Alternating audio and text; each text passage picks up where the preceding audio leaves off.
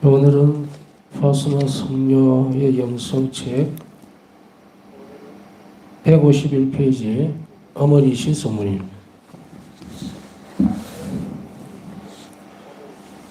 파스나 성녀에게 있어서의 성모님의 과의 관계는 아주 특별했습니다. 물론 우리와의 관계도 아주 특별하죠. 그렇지만 관계라고 하는 것이 얼마나 깊어지느냐에 따라서 달라집니다. 그냥 호칭만 붙어 있는 경우, 쉽게 얘기하면 가족 관계에서 호적에만 이름이 올라가 있다고 해서 관계가 깊어진 것은 아니잖아요. 친교라는 게 있어야 되죠.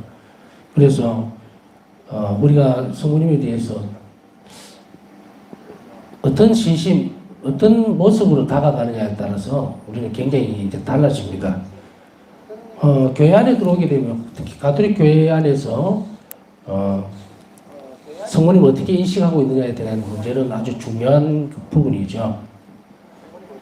30년 훨씬 더 지났습니다. 한 30, 정확하게 보면 33년 전에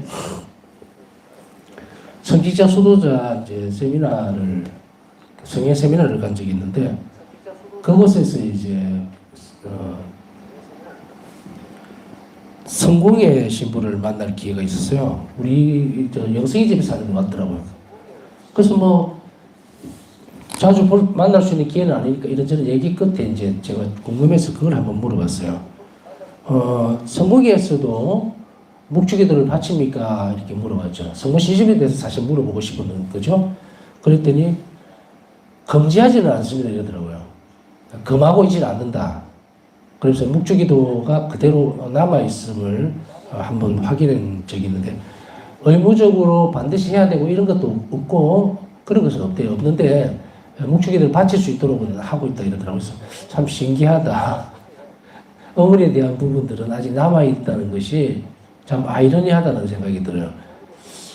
그래서 결국은 성교회 자체, 성공회 자체도 우리 떨어져 나간 어떤 부분이기 때문에 그 이전에 남아있던 부분들이 있겠죠. 그것에서 묵주기도가 그대로 존재하고 있다. 그래서 그 성모의 신부한테 당신 하고 있느냐 그랬더니 자기는 묵주기도를 하고 있다 그러더라고요. 자, 다시 돌아가서 이처럼 어머니라고 하는 존재 자체에 대한 부분들은 굉장히 강렬하고 그리고 우리를 보호해주고 양육하는 어떤 특성을 그대로 지니고 있습니다. 그래서 때로는 어떤 개종하는 사람이 성모님께서 계시는 것, 어머니가 계시다는 것 이유만으로 또 개종을 하는 경우도 있어요. 제가 장유번호 신부할 때 어떤 할머니 한 분이 그분 생각하면 참 많이 조금은 힘든 부분들도 없지 않아 있었어요. 왜냐하면 주일 미사 때문에 주일날 미사를 한 대밖에 안 하거든요. 신자나 해봤자 다 통틀어서 40명인가 밖에 안 되니까. 그런데 그때 당시에 이제 미사를 지금 정확하게 기억은 안 나는데 10시 반인가 11시인가 그렇게 미사 한 대 있었어요. 한 대 있었는데 그 미사 참여를 하러 오는데 이분이 몇 시에 오느냐면 아침에 한 7시쯤 되면 와 있는 거예요. 그래서 저는 이제 아파트에 살았기 때문에 아파트 15층에서 바로 내려다보면 바로 성당이 보입니다. 거리. 꼭 그 성모님 앞에 그 추운 겨울에도 그 와가 앉아 있는 거예요. 그래서 내려가서 문을 열어드리고 이렇게 춥잖아요. 그래서 그렇게 하다 보니까 좀 늦잠도 못 자고 번잡스럽죠. 근데 이제 한번 물어봤죠.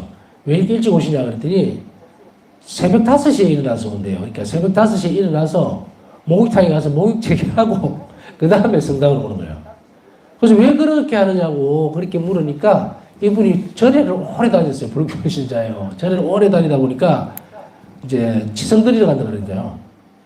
그래서 목욕 제기하고 올라가기 때문에 그게 습관이 이렇게 딱 배어가지고 그래 성당도 주일도 그렇게 해서 온다는데 참 좋은 모습인데 뭐라고 할 수가 없잖아요. 내가 좀 불편하게 낫겠다 싶어서 좀 더 물어봤죠. 절에 오랫동안 다니다가 성당에 왔는데 어떻게 해서 개종을 했느냐 그랬더니 딱 한마디로 뭐라고 얘기했냐면 지나가다가 여기 보니까 어머니가 있더래요. 누군지 아시겠죠? 성모님 상이 지나가다 보면 보이거든요. 그래서 이상하다 하고 들어왔는데 보니까 이제 성모님 상이 있고 어머니가 있는 종교구나 이렇게 생각이 들어서 더 말 안 하고 사무실에 가서 이렇게 해서 교리받고 이렇게 다니고 있다고 그러더라고요. 참 하나님께서 이끌어가는 방식은 묘합니다라는 생각이 들면서도 어머니신 마리아는 우리에게 이런 의미에서 신앙으로 이끌어가고 예수님께로 인도하는 큰 세상 무엇과도 바꿀 수 없는 큰 선물이라고 하는 것을 그때 많이 깨달았고 지금도 그 생각은 변함이 없고 여러분들도 마찬가지죠.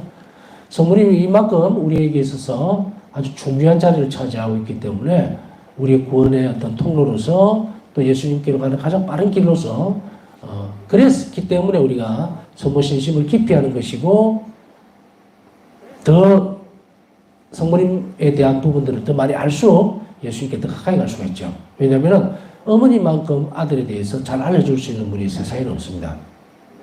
물론 우리가 이런 형태, 저런 형태를 보면은 성경의 역사도 있고 다 있지만 그러나 하나님이 하시는 일들을 보면 인간들이 생각하고 느끼고 또 질서 지워져 있는 그런 부분들을 한 번도 건너뛰지를 않습니다. 그걸 성화시키거나 혹은 변화시켰지 그 근본적인 부분들을 건드리질 않아요. 그렇기 때문에 우리가 세상 속에서 태어났을 때에 이 땅의 생명을 하나님으로서 받아서 태어났을 때부터 양육은 어머니의 몫이죠. 물론 여기에서 아버지의 몫이 있느냐 이런 그런 어줍잖은 그런 걸 말고 가장 가까이 근접해서 태어나는 순간부터 생명을 그대로 맡긴 것은 어머니예요. 모성이에요. 그렇기 때문에 어머니가 된다는 것은 굉장히 특별한 하나님의 은총입니다. 요즘 자녀들 잘 낳지 않는다 그런 일이 여러 가지 있는데 아주 잘못된 악이 만들어 놓은 거예요. 자손을 낳아서 번성하라는 그런 단순한 명제가 아니고 그 명제 안에는 모든 하나님 자비의 섭리가 다 들어가 있죠. 그걸 자체하고라도 어머니로서는 역할은 어떤 역할적인 면에서 끝나는 게 아니고 존재로서. 그래서 어머니가 된다는 것은 아무나 할 수 있는 일이 아닙니다. 사람들은 착각을 하고 있어요. 내가 자식을 낳을 수도 있고 안 낳을 수도 있고. 그 정신 차려야 돼요. 내 마음대로 그걸 놓고 싶은 건 놓는 게 아니고 또 안 놓고 싶다고 안 놓는 것도 아니에요. 생명의 주인 하나님입니다. 그런데 그 질서를 사람들이 거슬르고 있어요. 그렇기 때문에 지금같이 아주 저출산 시대다 뭐다 이렇게 하는데 정말로 이 부분들은 많이 하나님 앞에 회개를 해야 될 통탄스러운 일입니다. 이게 시대의 조류다 흐름이다 이런 게 아니에요. 옛날에 무슨 살림이 살이가 어떻고 저떻고 해서 변명거리를 낼 수 있는 부분이 아니에요. 우리 선조들 보세요. 조상들. 그거 없고 풀쭉거리 먹으면서도 자녀들을 양육했고 키웠어요. 물론 그게 올바른 것이 아니다. 그거는 우리가 판단할 수 있는 부분이 아닙니다. 여하튼 자체하고라도 어머니라고 하는 것은 아주 특별한 존재가 되는 거예요. 아무나 할 수 있는 것도 아니고 하나님이 원하실 때 주는 어떤 특별한 선물이고 그렇기 때문에 이 어머니로서는 마지막 천국에 가는 하나님께 가는 그 순간까지 어머니는 굉장한 존재로서 자리를 잡게 되죠. 자, 이런 어머니의 모습이 그대로 어디로 와 있다? 교회 안에 성모님께로 그대로 가가 있어요. 그래서 어머니의 역할이라고 하는 것이 역할적인 면에서만 다뤄주는 것이 아니고 존재적으로 다뤄줘야 됩니다. 그렇기 때문에 어머니는 실체하고 그리고 내가 삶을 살아가면서 마지막 날 하나님께 돌아갈 때까지 성모님께서는 우리를 어머니로서 케어를 해준다. 보호해주고 이끌어주고 가르쳐주고 양육하고 똑같아요. 누구에게는 많이 주고 누구에게 적게 주고가 없어요. 이것을 어느 쪽으로 많이 보느냐에 따라 달라지겠죠. 쉽게 얘기하면 햇빛이 이렇게 쫙 비친단 말이에요. 근데 어떤 사람은 방향을 해 쪽으로 돌면 많이 비치겠죠. 근데 자기가 그늘로 일부러 들어가려고 하면 햇빛이 아무리 강하게 내리쬐도 그 햇빛을 전혀 볼 수가 없죠. 그렇기 때문에 이것은 성모신심에 대한 것을 깊이 한다는 것은 그만큼 하나님의 바람에 더 가까이 가는 거예요.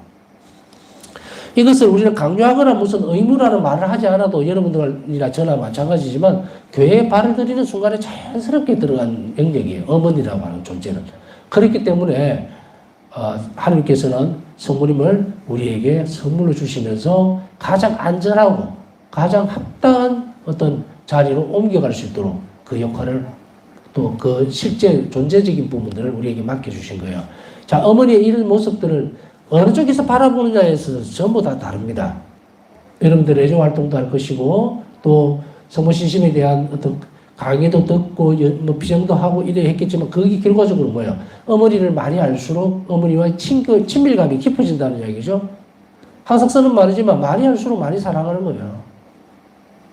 이 부분은 앞에서 자비신심에 대해서 얘기하면서 말씀드렸고, 그래서 어머니에 대해서 많이 알수록 우리는 어머니에게서 많은 것을 얻어낼 수가 있어요. 어머니가 나에게 줄 수 있는 것이 무엇인지 알기 때문에 그 자녀는 어머니에게 필요한 은총들을 얼마든지 청할 수가 있는데, 자비신심과 마찬가지로 성부신심도 어머니에 대해서 잘 알지 못하면 청하지는 않습니다. 그래서 그 표면적인 부분들만 계속 간청을 하게 되죠. 묵주기도의 본질은 뭡니까? 묵주기도의 본질은 결국 한 자비를 얻는 거예요. 그것이 가장 최종적인 목적이에요. 묵주기도의 끝에 묵주기도가 생기는 게 아니에요. 우리가 성모님께 다가갈수록 성모님께서는 우리를 어떻게 이끌어가는가? 자비로우신 예수님께로 데려간다 이 말이에요. 그렇기 때문에 우리가 이 부분들에 대한 열매를 하나님께서 자비롭게 받아주시도록 하기 위해서 우리는 성모님 손에 내 기도나 희생이나 모든 것들을 맡겨드리는데, 이것이 많을수록 다양해지겠죠. 어떤 사람들은 묵주기도라든지 뭐 이런 것들은 전부 다 뭘로 도구로 쓰느냐? 구일기도 뭐 때문에 합니까? 필요한 게 있으니까 하죠. 그러나 그것이 현세적인 어떤 부분에서만 획득할 수 있다면 그 사람의 신심은 좀 약해져 있겠죠. 바울사성 일기에 보면은 특별히 성모님께 드리는 구일기도나 혹은 이 기도 체계가 좀 다릅니다. 그래서 그걸 감안하고 들으셔야 돼요. 유럽에서 형성되어 있는 기도, 뭐 9일 기도가 이라면 우리가 볼 때는 묵주 9일 기도 이렇게 익숙해져 있으니까 54일 기도 맞죠? 27일, 27일 그렇게 딱 알아듣지만 이쪽에서 유럽에서 보면 9일 기도 했을 때 딱 9일이에요. 9일. 그런 기도문이 있단 말이에요. 물론 지금 이제 묵주 기도는 예를 들어서 청호 기도나 감사 기도 뭐 이렇게 이루어져 있는 그 기도를 유럽에서도 똑같겠죠. 그 포맷은 똑같은데 그거 이외에 전통적으로 유럽에서 내려왔던 기도문들이 또 많이 있을 거 아니에요. 근데 거기에 보면은 보통 보면 그렇게 되어 있다는 거예요. 그래서 바울사 성녀가 성모님께 드리는 9일 기도를 바쳤다 이러면 9일 동안을 바친 거예요. 9일간만 바치는 기도가 있었단 말이죠. 근데 우리는 그거를 54일로 알아들으면 안 되죠. 자, 이처럼 성모님께 드리는 그 9일 기도를 바칠 때 그 의도를 감안해 보세요.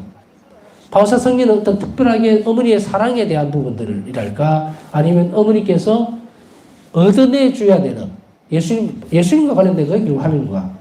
그러니까 하느님을 더, 예수님의 자비를 더 잘 할 수 있는 그런 은총을 어머니 손에서 받아내기 위해서 9일 기도를 바친 거예요. 이렇게 기도의 어떤 열매들이 초월적인 언제, 하느님과의 관계가 되어 있는 그런 은총들을 획득할 줄 알 때 그 사람이 아주 값진 것을 찾아내는 사람이에요. 그렇지 않으면 우리의 기도가 뭡니까? 마치 용돈을 부모에게 얻어내는 수단으로 쓰여지는 것 같이 그래요.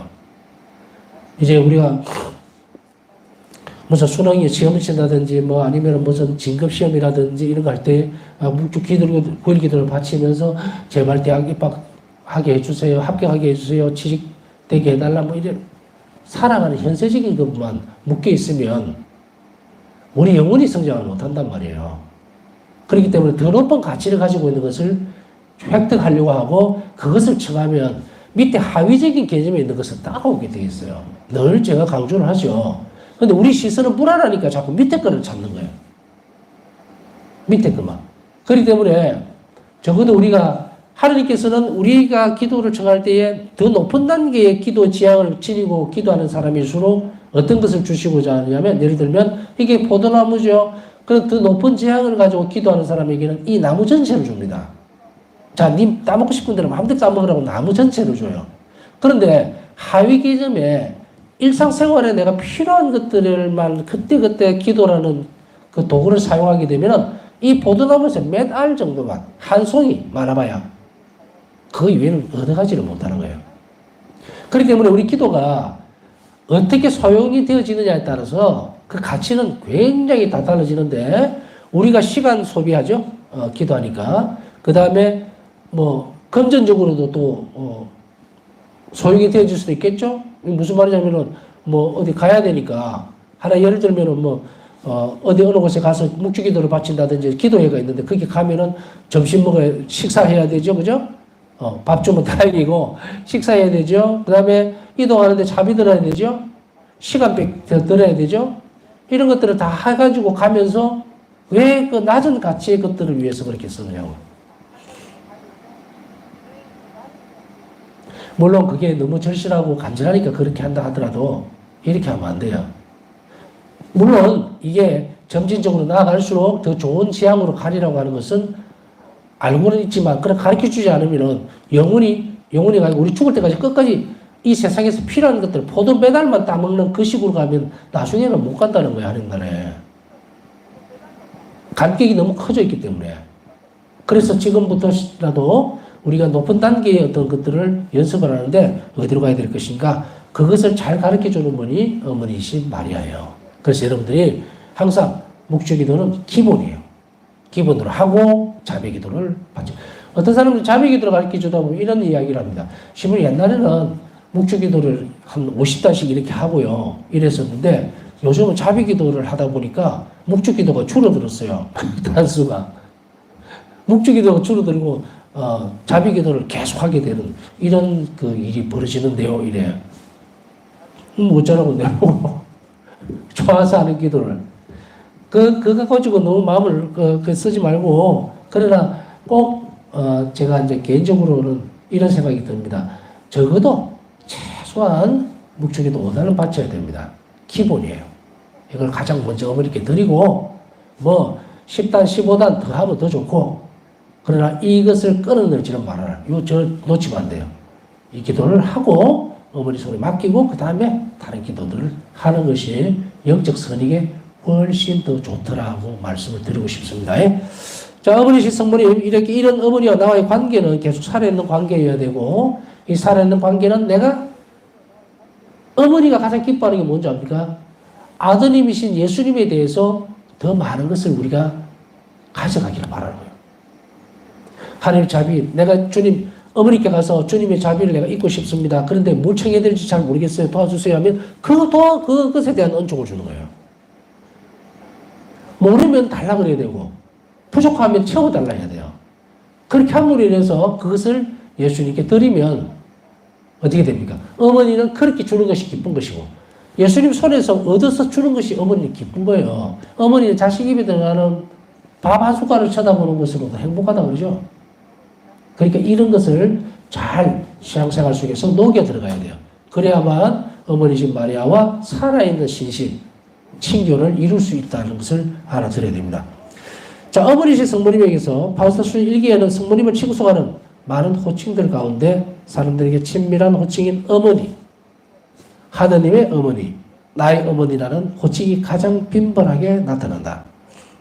제가 옛날에 성모신심에 대한 강의를 하러 갈 때는 이런 얘기를 조금 가볍게 지나가는 것처럼 사실은 굉장히 무게 있는 말인데, 왜 나의 어머니가 아니고 마치도 남의 어머니 부르듯이 그렇게 할까? 친밀감이라고 하는 것이. 이 친밀감이라고 하는 것은 나의 어머니예요. 앞에서 다 말씀을 드렸으니까 우리 어머니가 아니고 내 어머니라는 거예요. 나의 어머니. 그렇기 때문에 이것은 익숙해지도록 계속 연습해야 됩니다. 그래서 마치도 우리가 묵주기도를 바칠 때에도 내 어머니로서의 친밀감이 아닌, 물론 그 안에는 하나님의 어머니로서의 위치도 있어요. 그러나 이 다양한 호칭들을 성모님은 가지고 계시거든요. 그렇기 때문에 우리는 이것을 함부로 넘나들어서도 안 돼요. 함부로 넘나들어서도 안 된다. 만일에 부모와 현실에서 부모와 자식 간에서 부모가 어머니를 부를 때 함부로 해버리면 그거는 지탄받아야 될 일이죠. 아무리 그것이 친밀하고 뭔가를 한다 하더라도 그 질서가 있고 거리가 있단 말이에요. 그것을 우리가 현실 속에서도 어머니와 나와의 관계에서 이루어지듯이 우리가 이것을 너무 가볍게 봐서는 큰일 납니다. 성모님은 나의 어머니이시기도 하지만 인간적으로도, 그러나 하느님의 어머니이시기도 하다는 거예요. 그 거룩함과 품격과 품위, 그것을 우리는 함부로 해서는 절대로 안 된다. 사랑을 많이 하는 거하고 품격을 깨는 거하고는 전혀 다른 문제예요. 그렇기 때문에 이것이 우리 영혼 안에서 잘 자리를 잡을 수 있도록 해야 됩니다. 그래서 바울사 성경은 많은 호칭들 가운데서 가장 친밀한, 우리에게 친밀한 호칭을 이렇게 사용을 많이 했지만, 그 친밀함 안에는 완전히 사랑으로 가득 차 있는 그런 어머니로서의 모습을 간직하고 있었어요.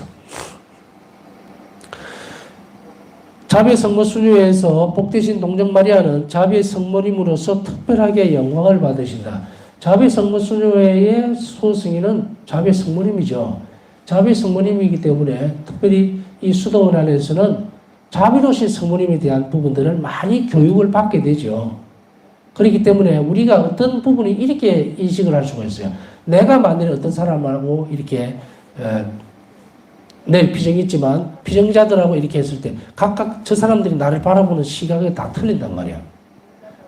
어떤 면에 있어서는 내가 뭔가를 얘기를 할 때 그렇게 참 어떤 영역에 있어서는 시원시원하게 잘 가르쳐주고 또 지적해주고 다른 곳에서는 잘 모르는 그런 부분들을 확실하게 해준다는 것이 이끌릴 수가 있어요. 그러면 내를 보는 시각이라는 것이 저렇게 딱 저분은 저렇게 저걸 해주는구나 한 부분 이게 딱 들어오죠. 그러니까 그게 한 측면이란 말이에요.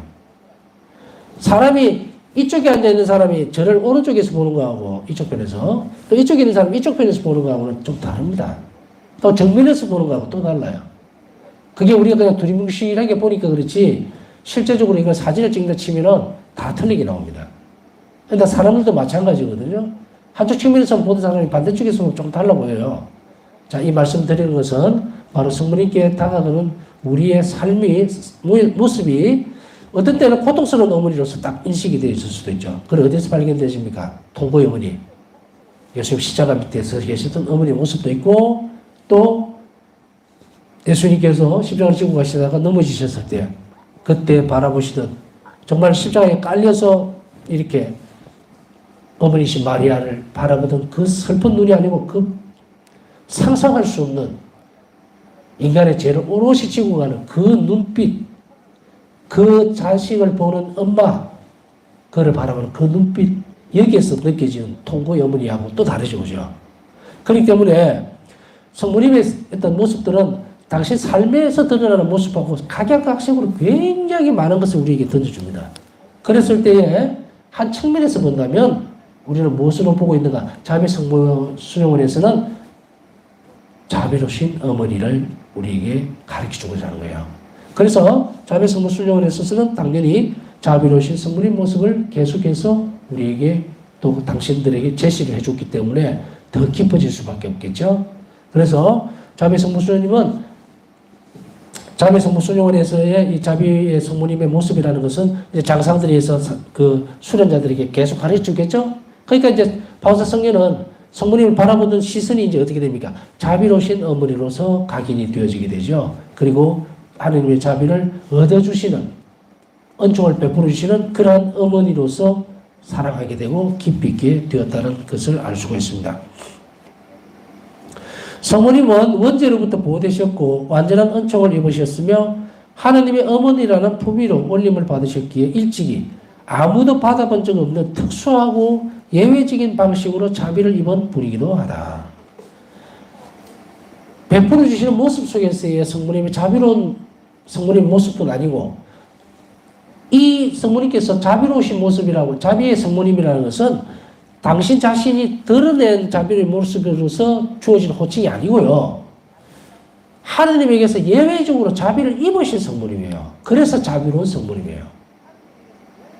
이것을 우리는 잘 알아들어야 돼요. 성모님께서 자비의 성모님이니까 성모님께서 어머니께서 우리에게 베풀어 주시는 그리고 사람들을 대할 때 이제 공생활에도 보면은 우리가 잘 알다시피 가나 혼인잔치 자비로운 어머니의 모습이죠. 하나님께서 이들의 공평한 부분에 대해서 모르시니까 간청을 해서 한 자비를 입도록 만들었죠. 자, 여기에서 이로 드러나는 이 부분 때문에 자비로운 성모님이 아니고 원죄 없이 있게 되시고 보호받으시고 그러고 하나님 어머니라는 특별한 품위로까지 올림을 받으신 그 자비를 온전하게 입으셨던 어머니라는 곳에서 자비의 성모님이라는 이야기입니다. 예외적으로 아주 예외적으로 하나님 자비를 온전하게 입으셨던 분. 그래서 자비를 입으셨던 성모님. 그래서 자비의 성모님이에요.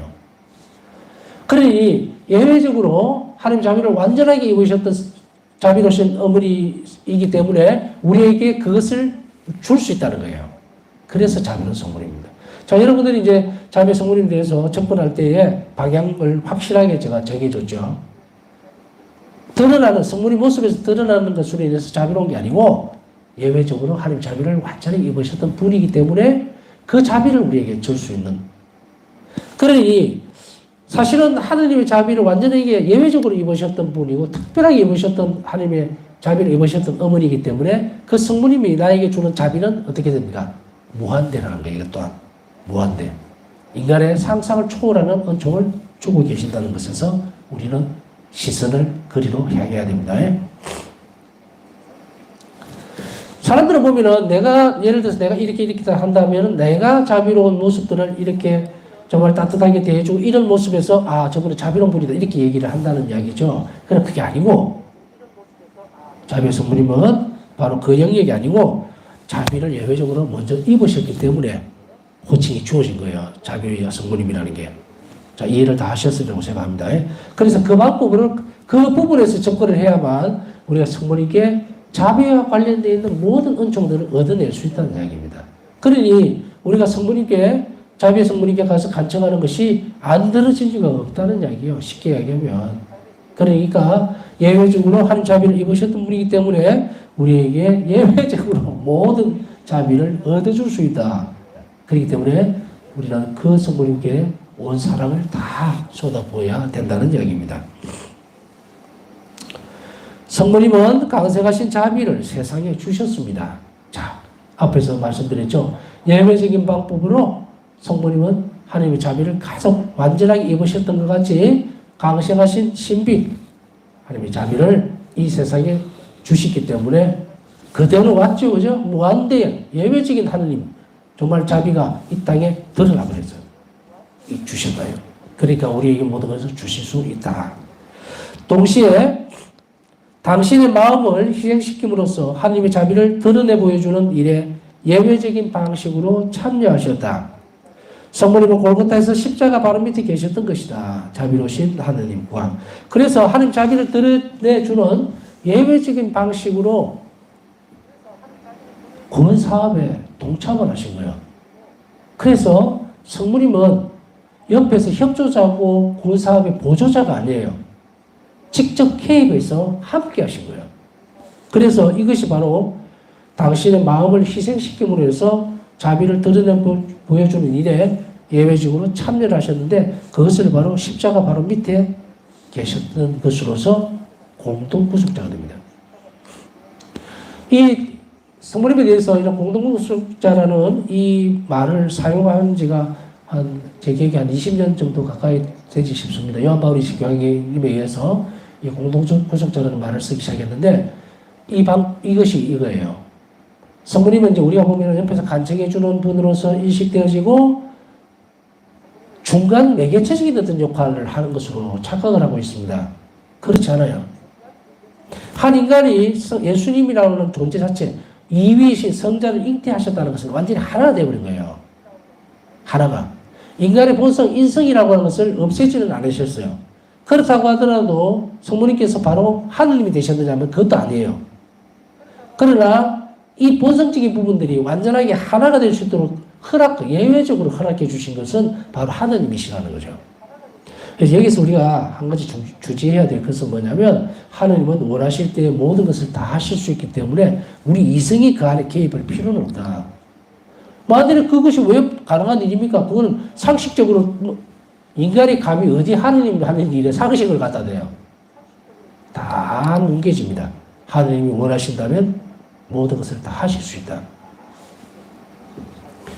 한 번씩 이렇게 가끔 이런 어려운 어떤 신앙적인 문제, 정말 하느님 이러실 수가 있을까? 또 저렇게 할 수 있을까? 어떻게 이래 할 수 있을까? 그런 것에서 부딪히게 되면은 목욕탕에 가서 거울을 한번 보세요. 본인의 모습을 한번 보라고. 내가 지금 있는 게 가능한 일인가에 대해서. 내 누구지? 내가 왜 여기 있지? 어떻게 내라는 것이 이렇게 숨 쉬고 움직이고 말하고 참 신기하다. 그런 생각 안 듭니까? 하느님만이 이 일을 하실 수 있을 거예요. 나에게 이 신비로운 일들을. 그런데 그게 떼놓고 무슨 뭐 하느님 이럴 수 있는 저럴 수 있는 먼지마도 못한 인간들이 그거를 할 수 있는 부분이 아니에요. 그러나 하느님은 얼마나 자비로우시냐면 이런 벌레마도 못한 존재 자체인 인간에게 생명력을 주시고 당신 생명으로 더럽혀 주셨기 때문에 우리는 더 이상 비참한 존재가 아니다. 더 이상 깔아뭉갤 수 있는 게 없어요. 우리는 누구보다 위대해지겠는데 그것은 바로 하느님이 우리에게 성체로 오셨기 때문이에요. 자, 이것을 우리가 잘 살펴본다면 하나님께서 어떤 모습으로 이렇게 드러내주셨는가를 분명히 압니다. 자, 성문의 위치는 이제 분명해졌어요. 성문의 위치는 객관적이거나 혹은 옆에서 방관자적인 모습으로서의 구원사업에 동참을 하신 것이 아니라 예수님과 완전히 하나로서 구원사업에 개입을 하셨다는 것을 분명하게 해야 됩니다. 그래야만 우리가 성문님께 대한 신심이 왜 있는지를 알 수 있게 되죠. 그렇지 않다면 우리 성문님께 대한 신심이 아니고 그냥 영성이 될 수도 있어요. 성문님께 대한 영성. 그죠? 근데 영성이라는 말은 절대로 없습니다. 신심이에요. 자비의 신심. 이건 하나님과 직결되는 거거든요. 그러니까 하나님을 믿는 것이 됩니다. 성문님을 믿는다는 것에서 왜 사람에게 신심이라는 말을 쓰고 있을까? 이제 이해가 가시죠? 성문님은 사람으로 이 땅에 태어나셨지만 하나님 완전한 자비를 입으셔서 구원사업에 완전하게 동참하신 분이시기 때문에 우리는 그 안에서 활동하시는 부분뿐 아니고 성문님 당신에 대해서 이루 놓으셨던 모든 하나님의 역사에 대해서 믿음을 가질 필요가 있다는 것을 우리는 알아들어야 됩니다.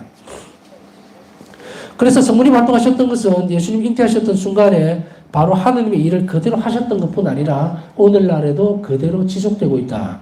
세상 마지막 날까지 계속될 겁니다. 자, 인간의 이런 참여는 우리 자신도 삼위일체신 하느님과 하나가 될 수 있는 가능성을 완전히 열어두었습니다.